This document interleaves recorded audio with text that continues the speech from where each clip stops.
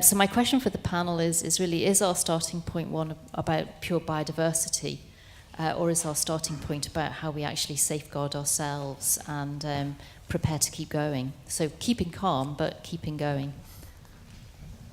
It's very difficult to separate out the values that we have for nature, for trees, for woodlands, from people's values. And species come, species go. The vast majority of all species are extinct. And we don't weep about that, although my son rather likes dinosaurs. But there's something about a balance between an intrinsic value of what we've got. So we don't just think about our own appreciation, but we have to have some reflection on what's important to us, what's important to people, and the time when it's important. There's a rather nice example from the eastern United States of eastern hemlock, a tree that's currently under a lot of pressure, but about 5,000 years ago, it suddenly dropped off the pollen record. There was some bug that reduced it to tiny proportions, and it came back again. And it gradually reverted to its previous extent. But that process took 2,000 years. And when we think about some of the threats and some of the potential losses, yeah, in the long run, they might not matter. They might come back. But that long run does matter in the final analysis. I guess it matters to the people who pay for our services and pay for our knowledge. The Caledonian pine woods, maybe we're going to lose Scots pine. Maybe we're going to see those diminish. Should we just be prepared to accept that? We've just declared Scots pine to be the national tree of Scotland. That, if there's an icon of Scotland, then that's probably it, one of them. Are we prepared to just walk away? It's a messy, tangled thing. I don't think you can just say it's only the things that we like that matter. Often because our knowledge is not very good and we do think in too short a term, but you can't also say that everything matters forever. Alison, do you want to have a shot at this one? Yeah, well, first I'll be a pedant and I'll say that if I pick you up on pure biodiversity or ourselves, of course, we are part of that biodiversity.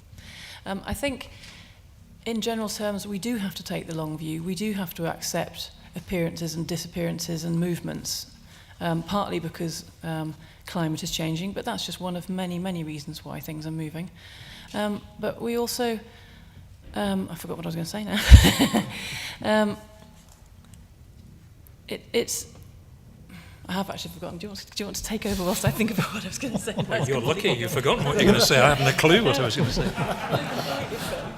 I mean, I think there's a reality, isn't there, that we've got a planet with however many billion people that's due to grow. It's inevitable that we're going to try and protect ourselves and future generations. So I don't think we can get away from that. And it's not necessarily a bad thing. I think worry's a bad thing, but concern's a really good thing because it drives innovation and change. It just strikes me that we've created so many of the things that potentially can go wrong in the future that we have an investment in trying to resolve some of that. So I think you can't actually distinguish between what we want for ourselves as a population and all these other biodiversity functions. They are inextricably linked. I mean, I guess at the end of the day, I've got a real cynical mind that I quite like the expression, if the human mind was simple enough for us to understand, would be so simple we couldn't. So that says a lot about the way we react in the world. We know what we're doing is causing a problem. And yet we're so intelligent we can't look at natural disasters and say that's all part of the natural world. So we see, as Simon so accurately said, the 1987 storm was a disaster. Well, it probably wasn't. But also as a population, we look at famines and we say that's a disaster. Actually, if we weren't looking at it from a direct individual point of view, you open a paper and see people starving, who in their right mind would not want to help it? But from a population point of view, famines and starvations are a normal part of the world. And that's just the way we are, I'm afraid, as people. I don't think you can distinguish between those two functions any longer. Whatever happens is going to be driven by people. We don't have the option, at the moment at least, of getting off the planet. Alison. I remembered. The point I was going to make was also in thinking about humans' perception of what biodiversity is important to us. Actually, we probably have it wrong anyway, because probably what is really driving the world's systems are what I would call the hidden biodiversity. So all the soil invertebrates, for example, which A, we don't even know how most of them function or what their role is, and B, we certainly wouldn't choose them as our pretty iconic biodiversity that we'd want to protect. So that was the point I was going to make, that's whatever we think we're protecting in terms of biodiversity, we're far from getting it right at the moment anyway, even if it is just for ourselves. No, I'm very interested, and I think this might occupy the attention of a wide number on the panel. But it's really to do with species adaptability and diversity. And as we learned, of course, imported trees from the 17th century, the great introducers of plants from Asia and North America. And what we find is that these species have thrived on very different climatic conditions to those that they were indigenous to. And I wanted to know just how intolerant or tolerant do we regard the whole range of species that we might find that we have to anticipate using to simulate the expected climatic changes in this country, so that we are then matching the introduced species, or we're matching our new range of species with anticipated climate change. Thank you. I think it's most species that have been studied would have a pretty wide genetic variability, and therefore within that gene pool there's a huge potential for adaptability to many conditions. So some individuals would die out, others would survive depending on which conditions they find themselves in. So far, I can think of a very important species in Scottish terms, which is the exact opposite, but it's the only one that I know of, and that's the Scottish primrose, which has been found to have an extremely low genetic variability, which is probably why it only lives on one little promontory in the north of Scotland and one island. I think that's all that's left now. So by and large, I think, yes, things are very adaptable. But what the problem is, to me, is not whether they will adapt to a new situation, but it's what they will encounter in that new place. And that's where we go straight back to the pests and diseases. Does it make them less resilient to the new things which they will encounter, or does it not? Can they still actually deal with that? And that was the question which Hugh showed some really good examples of. In some cases, it maybe doesn't make any difference. Hugh, do you want to follow up on that? Yeah, I can think of some of those introduced species that have done very well and stood the test of time, and that's why they're used today. We had a lot of information from the past. We knew what the climate was in the Pacific Northwest. We could equate it to the sort of climate we had in the UK. So more recently, that's why Sitka spruce was chosen. And I think there's a lot of research going on looking at plants from further south, 2 degrees, for instance, and look at where they're growing now and be able to predict how they might grow in the future climate. So I think that side of it, if we knew what the future climate was in 100 years' time, I think would be on fairly strong grounds if we knew exactly what it was going to be. I think the issue for me, it's how that interacts with all these other things going on. And, with the best will in the world, 300 years ago, we didn't have globalization of world trade. We didn't get the position where Sitka spruce from the Pacific Northwest, for instance, was coming up against something that could be introduced from Asia. So that is, I think, quite a profound difference. And in addition to that, is climate will have its own impact on those pests and diseases. And the pests and diseases themselves can change. So at the moment we have Dothostroma needle blight caused by Dothostroma septosporum. We really don't know how that would change if we get Dothostroma pini, which is another causative agent, how those two interact. And then, so that's just one area of further complexity. You've got climate change against pathogens, but also how do those pathogens react to each other?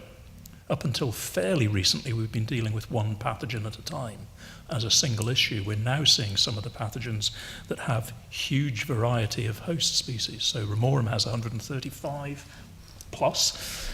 Phytophthora cinnamomi, which is definitely one that we think could be there to watch in the future if our climate warms, that has a host range of over 4,000 species. So suddenly you start looking at a spectre of having to really deal with chaos. You just don't know. That lies at the heart of the whole argument. Some of the things are just really unclear. Duncan. I mean, I absolutely agree with Hugh. There's just one example that comes to mind, which is eastern white pine, Pinus strobus, which was introduced here and did very well, did so well it acquired a local name, Weymouth pine. And then, not from a climatic reason, but again from a pest and pathogen, I forget the name. White pine blister rust. Yeah, white pine blister rust. Essentially has taken it out as an option in the UK. So climate, and particularly some of the quite crude climate envelope studies that looked at average temperature or average rainfall, can be more comforting than the specifics of the climate extremes, the weather extremes, and the pests and pathogens that come with you. So certainly some of the climate predictions valuable in indicating the ones that we might want to have a look at, but that's not enough. That's not the whole story. Simon, did you hear that? Yeah. Are there I'm anything afraid you'd not. like to add? About tolerance to climate change and such like. Yeah. You mean? Yeah. Well, yeah, and maybe I do have a chance to be slightly controversial. I don't know.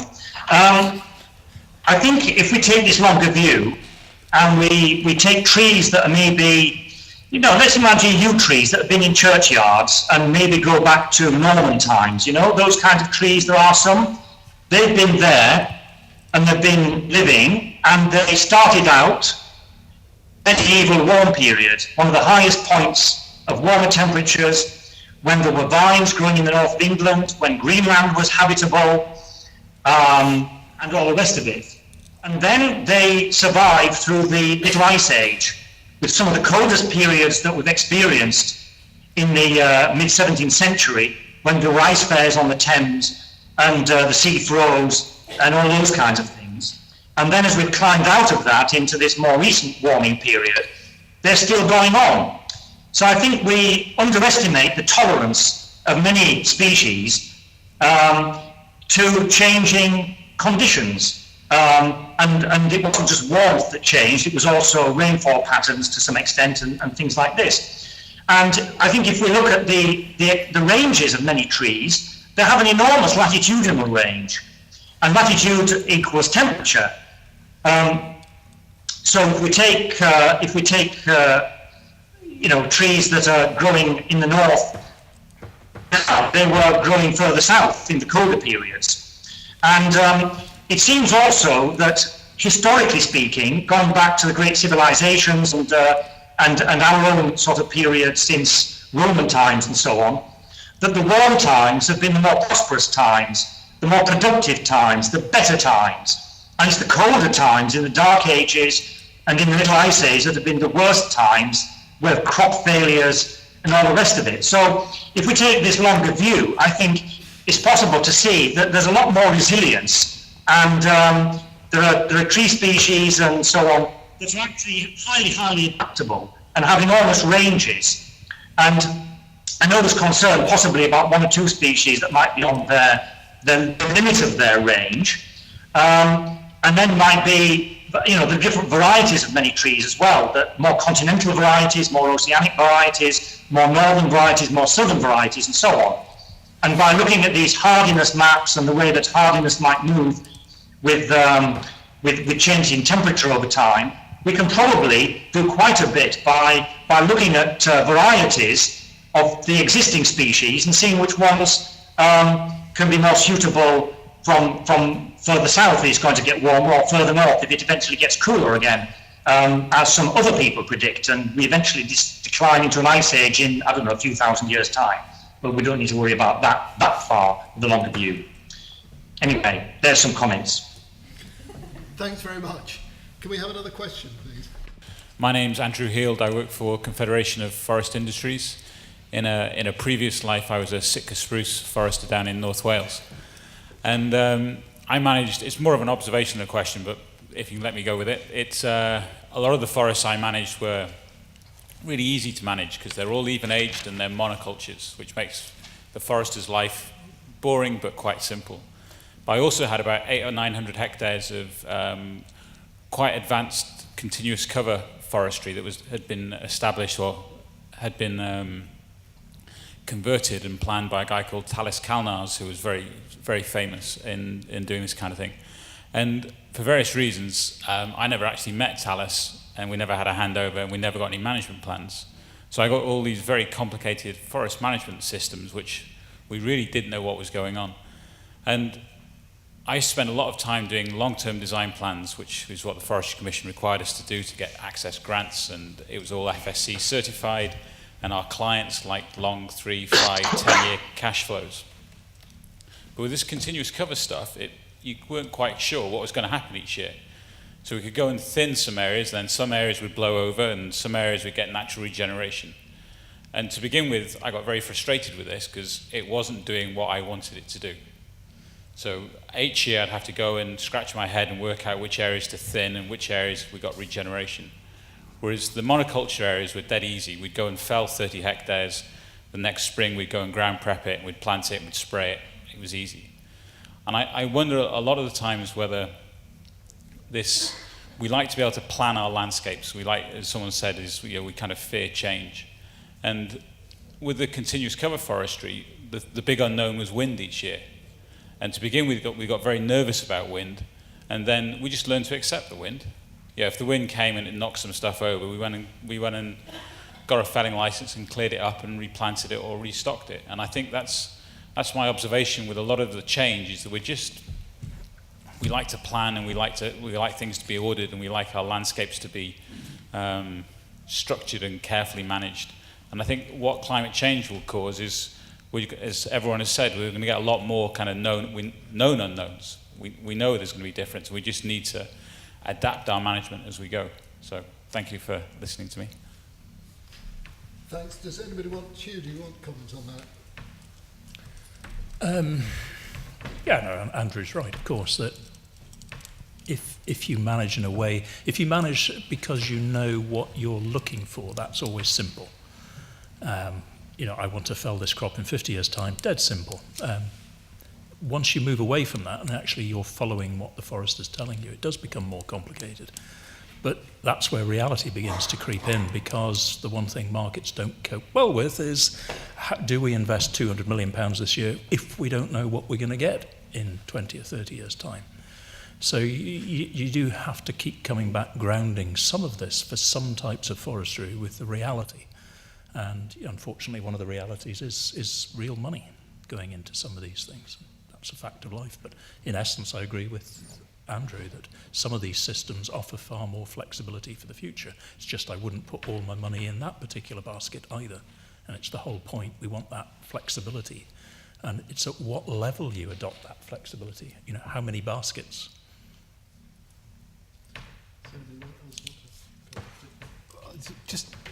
Andrew, one of your last sentences there, that you kind of imply that we just need to adapt as we go along. And I guess I'm reflecting, as Hugh did, that there are external drivers that require us to do more than just accept what comes along. And his example is the markets and the requirement to feed the big investments in processing. And my example would be our need for some big old trees. And we can't just see what happens. Well, we can, if we're prepared to take the risk that we won't have any trees living long enough, or we have enough trees living long enough to form the individual specimens that we actually need.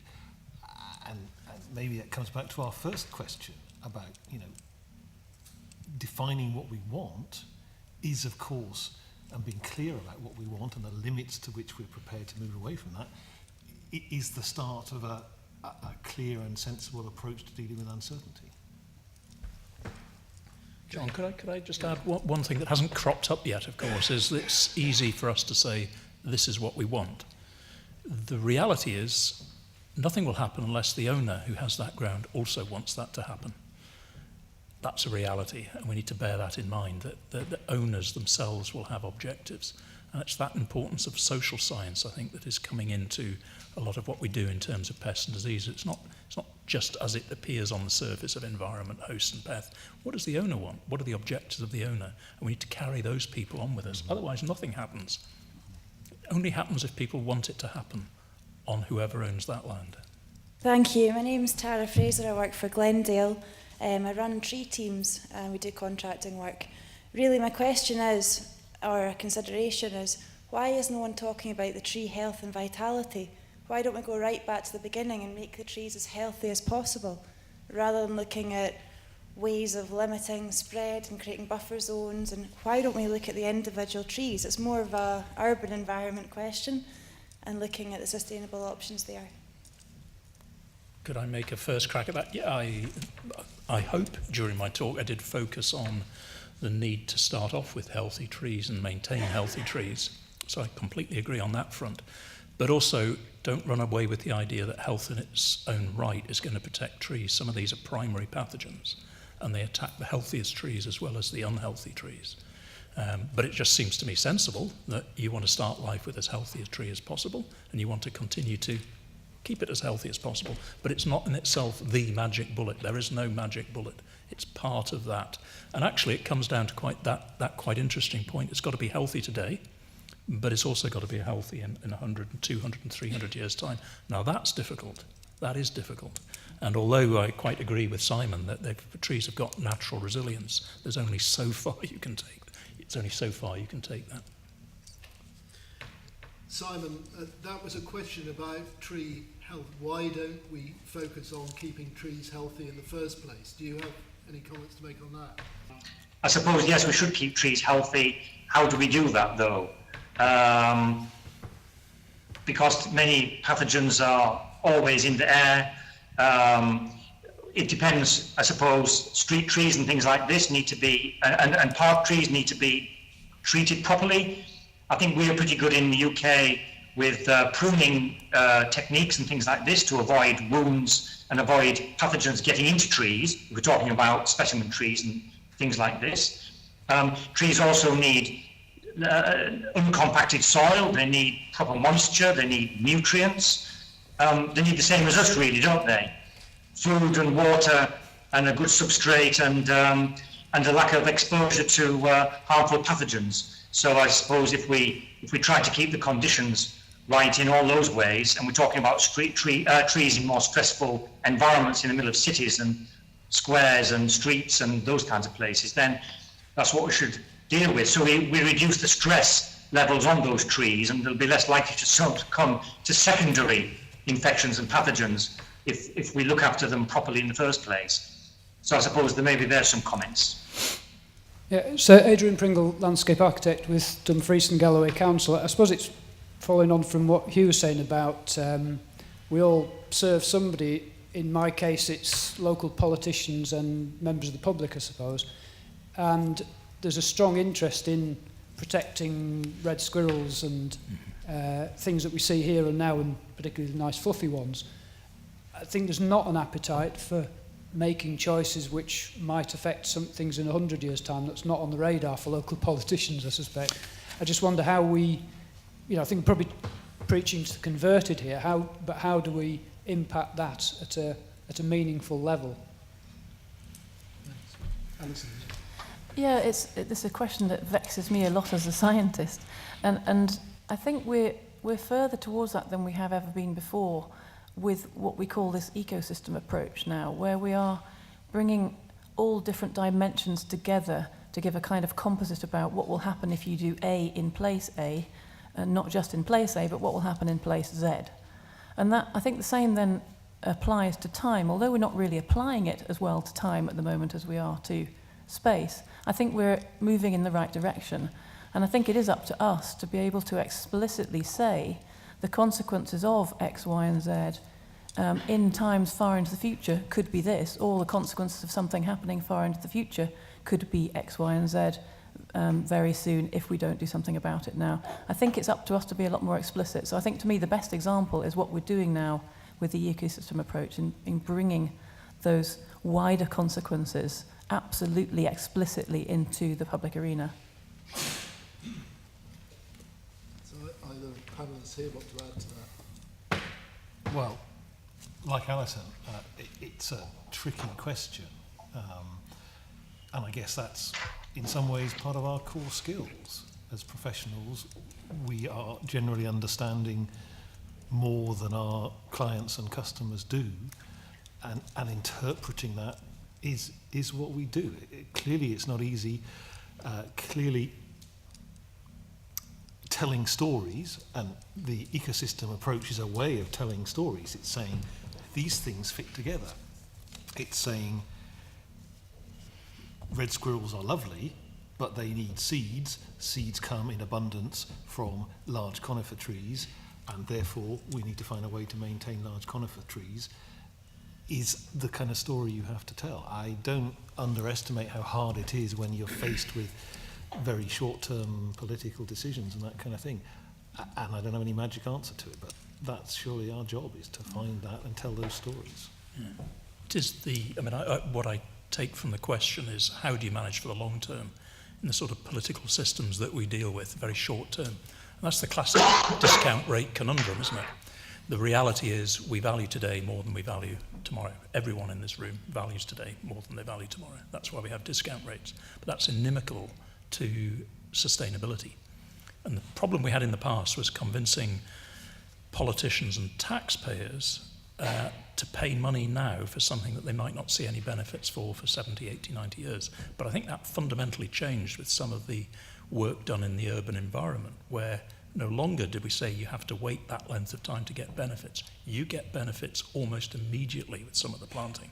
And I think that's one of the ways of trying to get over this discount rate problem, that we do value today more than tomorrow. Well, you get your benefits today with a lot of woodland planting in the urban environment. I think there's increasing recognition in the wider environment too. So I think that's the way to win that argument, but it's at its heart, it's a social science issue. Because you're dead right.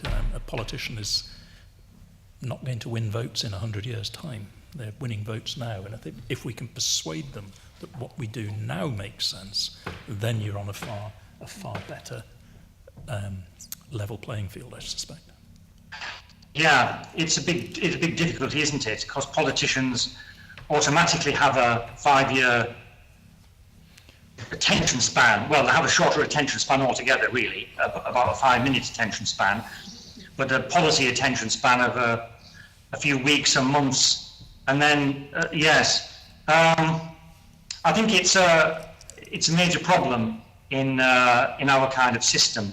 It would be better if people were had more knowledge and understanding of the long-term cycles and processes and things that work in ecology and nature and landscape and geology and all the rest of it.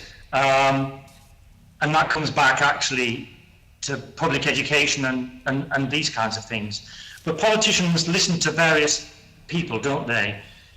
I mean, it used to be that knowledge speaks to power. You know, researchers produce results and then the politicians are supposed to act on them. And nowadays, everything is, there's this new term of post-normal science, where the politicians tell the researchers what answers they want, and then give the money to the researchers to go out and find it, or else the results that the researchers have are mediated and discussed and moderated by public forums and other things. So we're in a different kind of atmosphere nowadays when actually trying to deal with these things.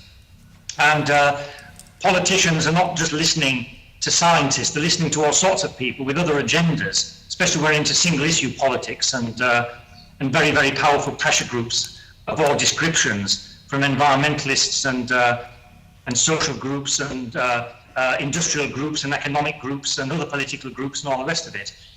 So I think it's not a point of finding the answers so much as trying to understand the underlying causes and then approach something a little bit more different. So I don't really have an answer to that. I just raise mocking maybe. Thank you. It's John Flannery from ERN. I've enjoyed the debate today. I have actually found it quite depressing, just because it just seems that we're up against an overwhelming sort of effect. It's kind of rampant pathogens and so on, and diseases that are kind of heading towards us, and it feels like there's almost like very little we can do. And just wondering, is there something that we can do from a chemical point of view? I mean, you mentioned, no one's mentioned the word chemicals or treatment, and you might have sort of said it at some point, but we talked about a comparison between humans, or Simon did, that, how we need firm ground and we need medicines, and that's how we deal with pathogens. Well, how can we deal with these problems with trees? I mean, Dutch elm disease, I don't think has had a cure. I mean, the trees died and we lost them. Is that what we're faced with? Or is there some way that we can treat them in the same way as agriculture has dealt with it? And I know we don't like spraying chemicals over all our plants and so on, but they still are using chemicals or some means to deal with it. Mm-hmm. Yeah, I mean, I've been one that's fought quite hard to at least look at the safety net and regard it as a temporary safety net, because a lot of what we've talked about in future resilience can take a long time to develop, and I'm actually not as pessimistic as perhaps you picked up. In the longer term, in the shorter term, there's an issue, and if we can use products that are as safe as we can make them to get ourselves through some of the short-term issues, then I think it would be daft to throw that one out. But the reality is people don't like to see chemicals used, and I think, again, I'm sorry to return to the subject, that's where social science comes in, because we definitely have a split personality in this country that you hear time and time again. I see it, and in the trials we did with spraying copper oxychloride for Dothostroma, a lot of the knee-jerk reactions from the very people who put their TV on every night and they're implored to pour really nasty things down the sink because they kill 99% of all known germs, or they wash their dishes up with a product that's got coal tar derivatives, and if we were using it as a plant protection product, we'd have to wear noddy suits. So we've got this, but there's no point complaining about that. That's the reality of life. Put a helicopter in the air with a spray boom, people worry. Social science can help us overcome that, and what we need to overcome, I think, is the temptation to always say, if you do that, it's going to have an impact. And if it's got an impact, you can't do it. Well, virtually everything we do has an impact. We go out of here in our cars, it has an impact. You have to also balance the argument, in my view, by saying, what is the impact of not doing this? And only when you've got those two sides of the equation can you come to something that's sensible. So I'm one that would favour, in at least the short term, not throwing away options for man-made solutions to what is essentially a man-made problem. But we shouldn't be naive about that. Some of the chemicals that we regarded as perfectly safe 20 years ago patently weren't. So we can't be too gung-ho about that. We need to do that in a measured manner. But above all, we need to get people on our side and explain why we're doing it.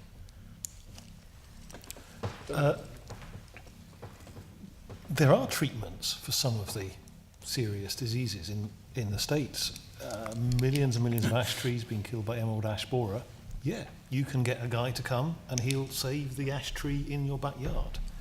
But it's expensive. Can't treat them on a forest scale.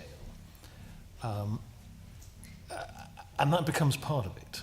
The treatment costs, particularly when we're into woodlands that don't generate a lot of money. So in New Zealand, as Hugh can tell you in a lot of detail, they spray their pines for Dothostroma.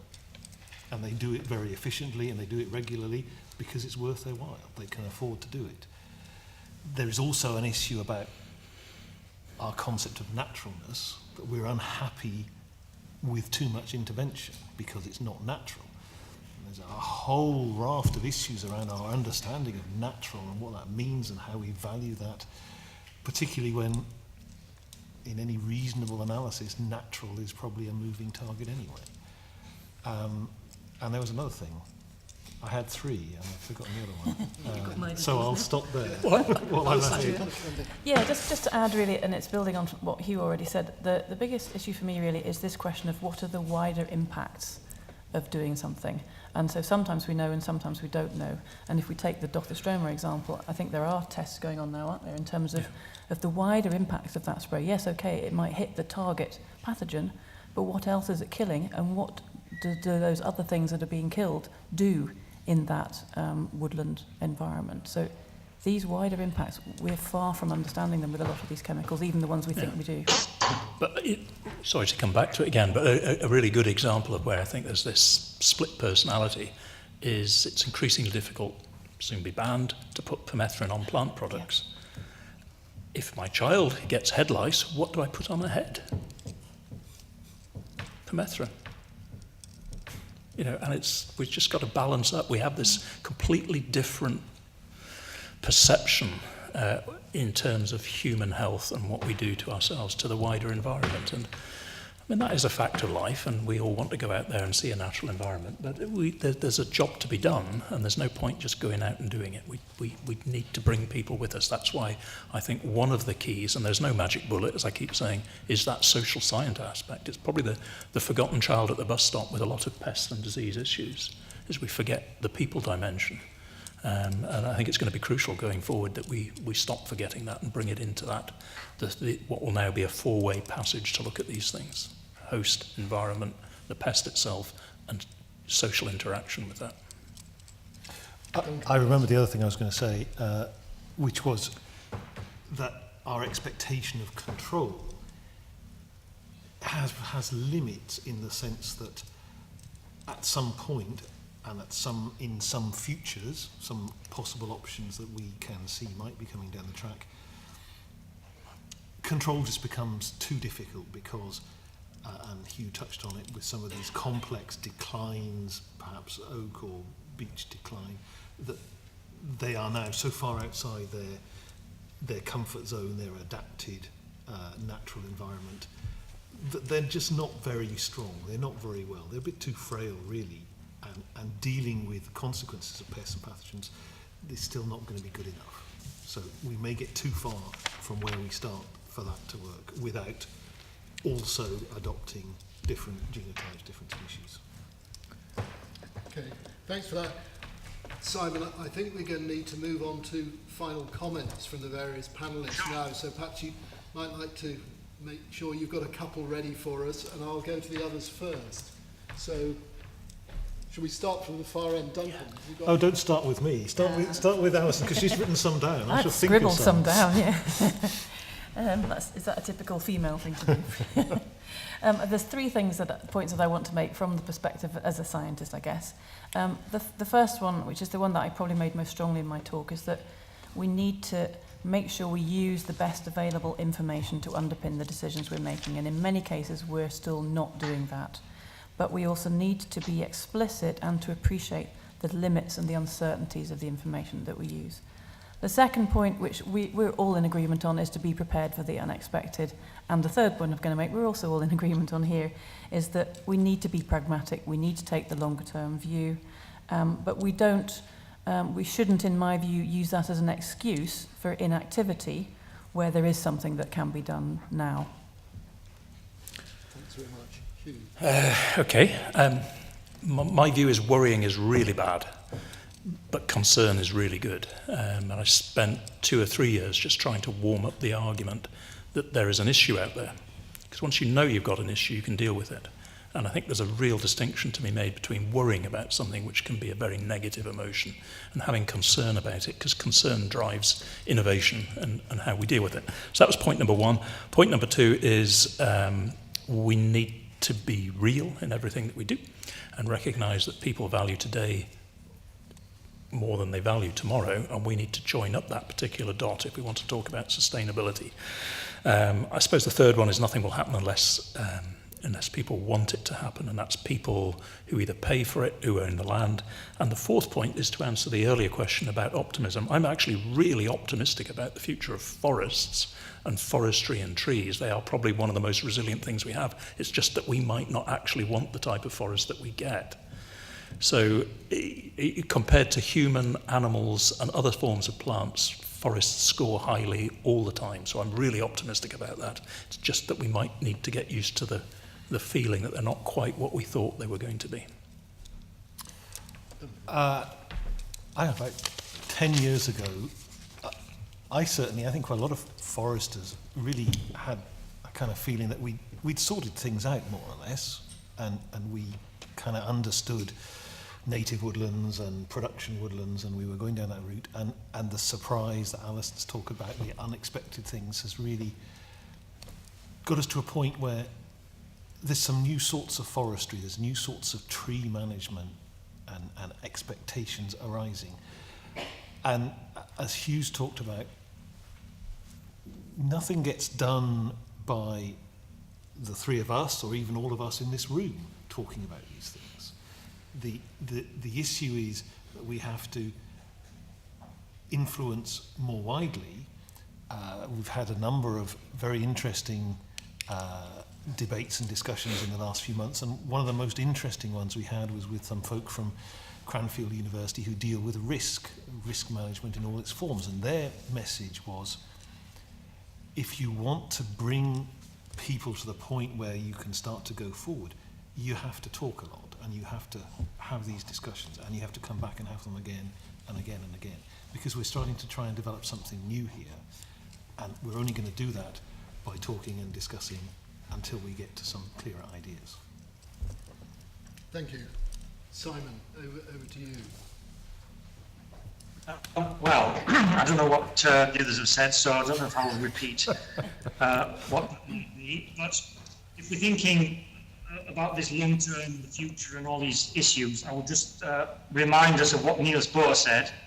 Making predictions is very difficult, especially about the future, and that the future will always catch us out and take us by surprise. And whatever we think the future is going to be, it won't happen. Isn't necessarily very comforting. And of course, when politicians are wanting simple solutions, simple answers, as Confucius once said, to every complex problem there's a simple solution, which is wrong. Thank you very much.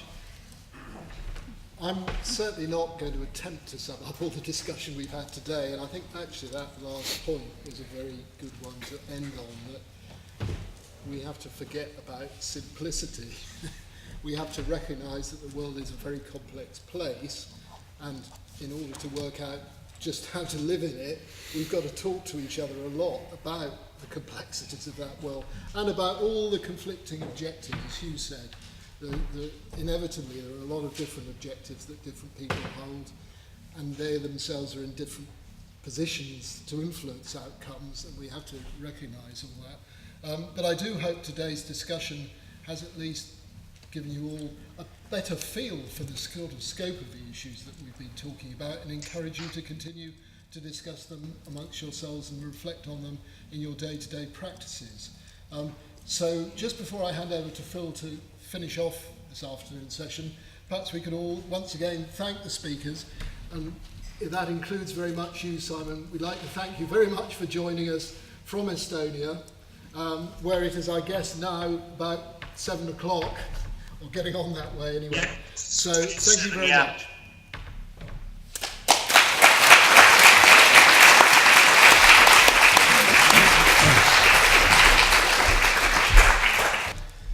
There's been a lot of sense talked here today and a lot of insights. I think it's clear that if we don't look to the future and try and predict it, we're doomed. But if we do, we're inevitably going to be wrong. I'm reading 1984 at the moment, which I first read in 1984 when I was 16, and it's incredible how fresh and prescient it is.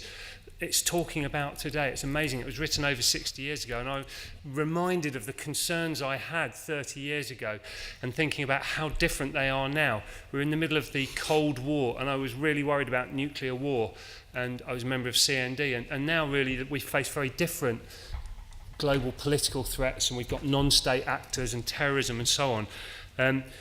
I was studying the Milankovitch effect at school, and I was really worried about an impending ice age in my lifetime, and since then we've gone on to worry a lot about climate change. It was the miners' strike. I was really worried about ever getting a job. I'm now really worried about ever being able to retire from one. So uncertainty is inherent, and diversity is clearly essential, both in plants but also in how we respond as professionals. And it's so great to see such a diverse audience here, and collaboration is so incredibly important. I want to just thank John for chairing it, Hugh, Alison, Duncan, Simon, for really fantastic presentations, very informative. Everyone here for taking part in the debate, and then to the Landscape Institute Scotland, particularly Rebecca Hughes and the committee who've put a lot of work into organising this event, Dynamic Earth for hosting it, the people who've done all the AV, the videoing, Gavin Bryce Films, Aurora. This is all going to be up on the Landscape Institute Scotland website, so do look there and direct people to that if they haven't been able to attend. We are going to be having an exhibition in the new year, Rethinking the Urban Landscape. And we talked a little bit there about how important woodland is and how much of an impact it can make in the urban landscape. In the next 20 years, there's going to be another 1.5 billion people living in cities. It's a huge shift. So we need to rethink the urban landscape. We're going to have this exhibition that's going to tour nationally, and I'm sure we'll be up at the Landscape Institute Scotland at some stage in the new year. So do make sure you come and visit that. And finally, it's really, again, just to thank you and say, do join us now for some networking. Thank you very much.